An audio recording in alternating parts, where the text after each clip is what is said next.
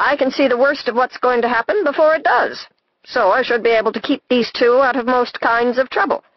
But you'd better stop arguing and move. If Dairine keeps throwing away energy the way she's doing, she's going to attract someone's attention.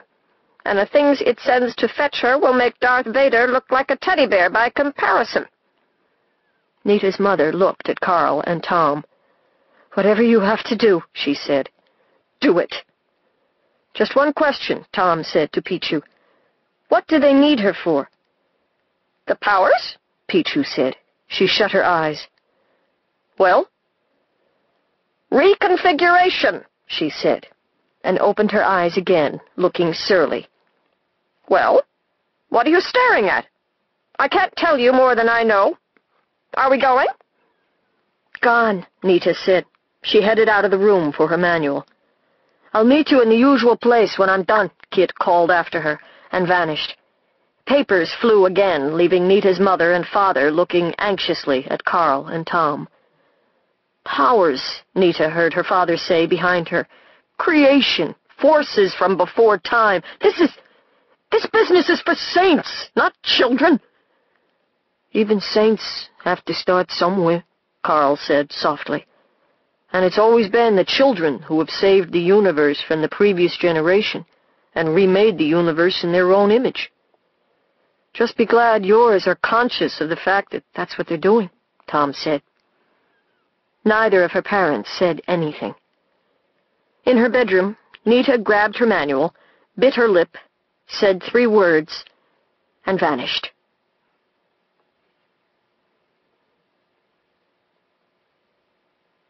Randomization. Dairine did not go straight out of the galaxy from Mars. Like many other wizards when they first cut Planet loose, she felt that she had to do a little local sightseeing first. She was some while about it. Part of this was caused by discomfort. The jump from Earth to Mars, a mere 49 million miles, had been unsettling enough, with its feeling of being first pinned to a wildly rolling ball and then violently torn loose from it. But it hadn't been too bad. Piece of cake, Dairine had thought, checking the transit directory in the computer. Somewhere out of the solar system next. What's this star system? Arleporus? It's pretty close. But she changed her mind and headed for the moons of Jupiter instead, and this turned out to be a good thing.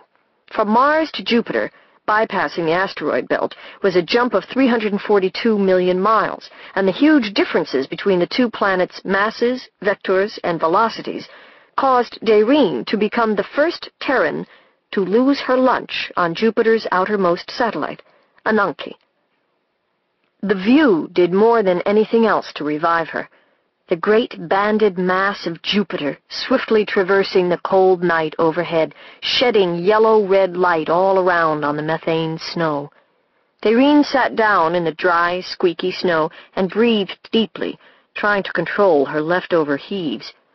Where she sat, mist curled up and snowed immediately down again as the methane sublimated and almost instantly recrystallized to solid phase in the bitter cold. Dairine decided that getting used to this sort of travel gradually was a good idea. She waited until she felt better and then began programming, replenishing her air and planning her itinerary.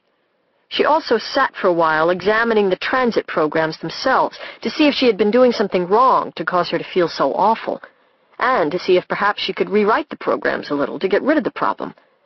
The programs were written in a form of M-Basic that had many commands that were new to her, but were otherwise mostly understandable. They were also complex. They had to be.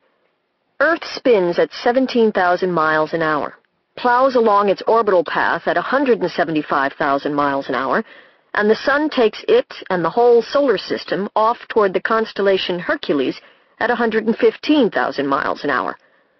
Then the Sun's motion as one of innumerable stars in the Sagittarius arm of the galaxy sweeps it along at some 2 million miles an hour, and all the while relationships between individual stars and those of stars to their planets shift and change. It all meant that any one person standing still on any planet was in fact traveling a crazed, corkscrewing path through space at high speed, and the disorientation and sickness were apparently the result of suddenly, and for the first time, going in a straight line in a universe where space itself and everything in it is curved.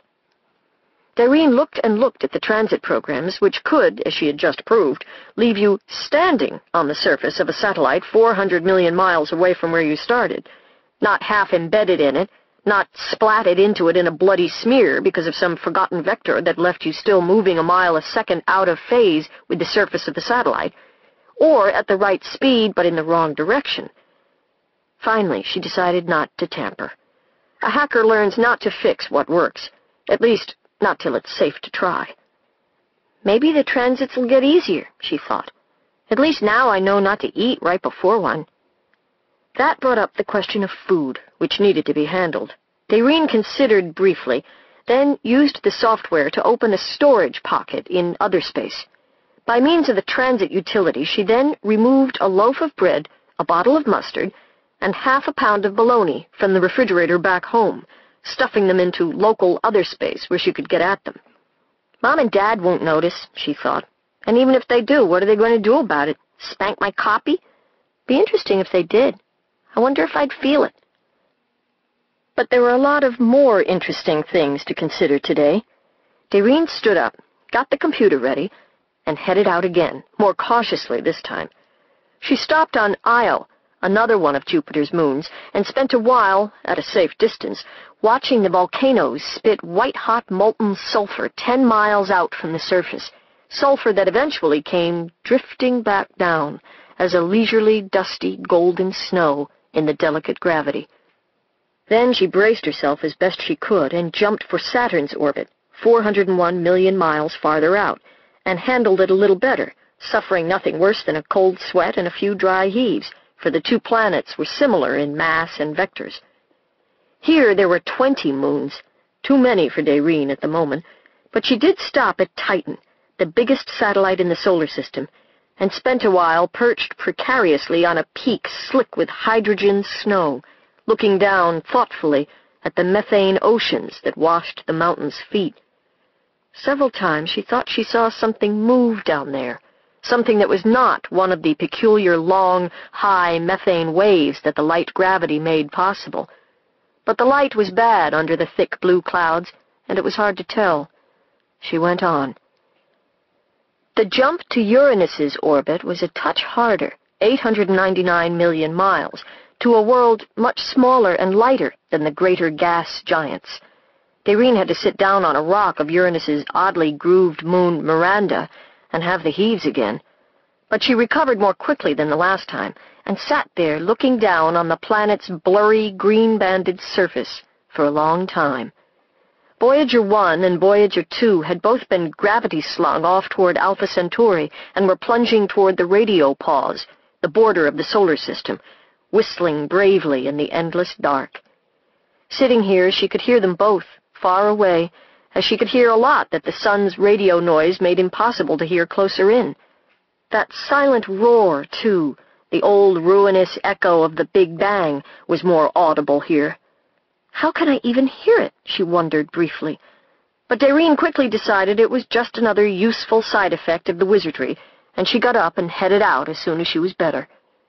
From Uranus to Neptune was 1.1 billion miles. To her own surprise, Irene took it in stride, arriving standing up on Triton, one of Neptune's two largest moons, and with no desire to sit. Better, she thought, and looked around. There was very little to see. The planet was practically a twin of Uranus, except for its kinky partial rings, and the moons were barren. Irene rubbed her arms.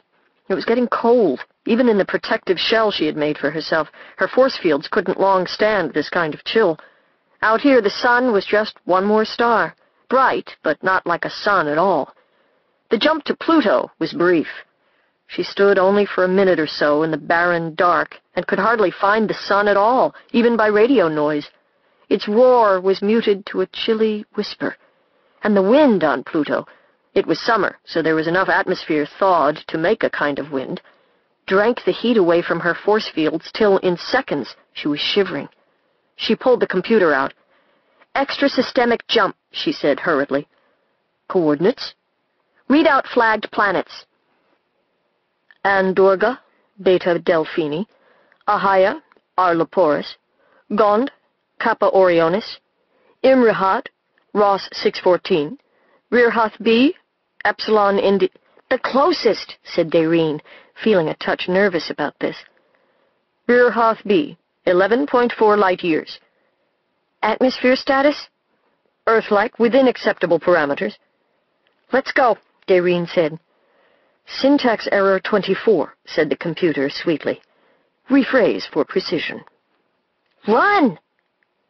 A galaxy's worth of white fire pinned her to the rolling planet. Then the forces she had unleashed tore Dairine loose and flung her out into darkness that did not break.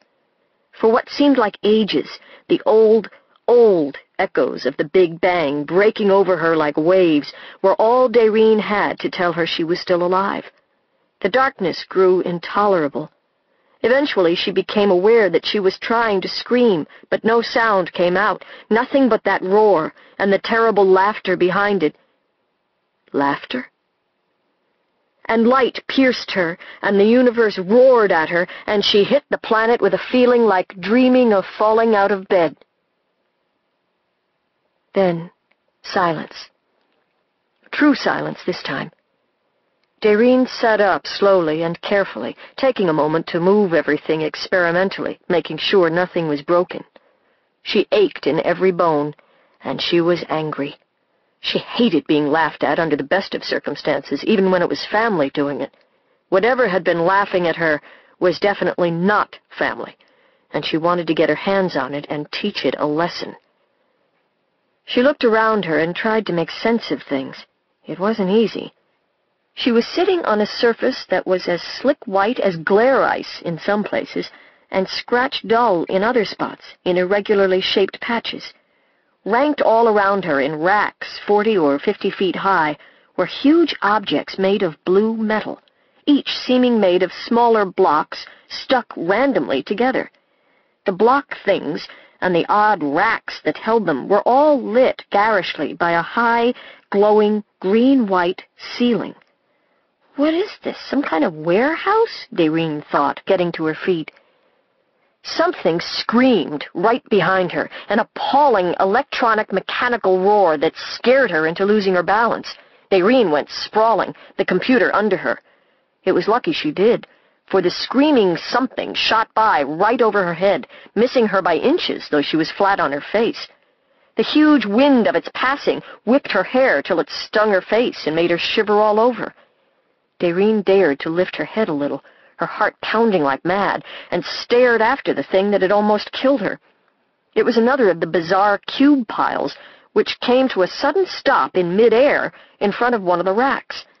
A metal arm came out of the Tinker-Toy works of the rack, snagged the cube pile, and dropped it clanging onto an empty shelf in the rack's guts. Dairine pulled the computer out from under her and crawled carefully sideways out of the middle of the long, white, corridor-like open space, close to one of the metal racks. There she simply lay for a moment, trying to get her wits back. There was another scream. She held still and saw another of the cubes shoot by 1.5 feet above the white floor, stop and hover, and get snagged and shelved. Definitely a warehouse, she thought. And then part of the cube seemed to go away. It popped open, and people came out. They have to be people, she thought. Surely they didn't look at all like people. The 4 of them came in 4 different burnished metal colors and didn't look like any earthly insect, bird, or beast. Well, she said to herself, why should they? Nonetheless, she found it hard to breathe as she looked at them climbing down from their vehicle.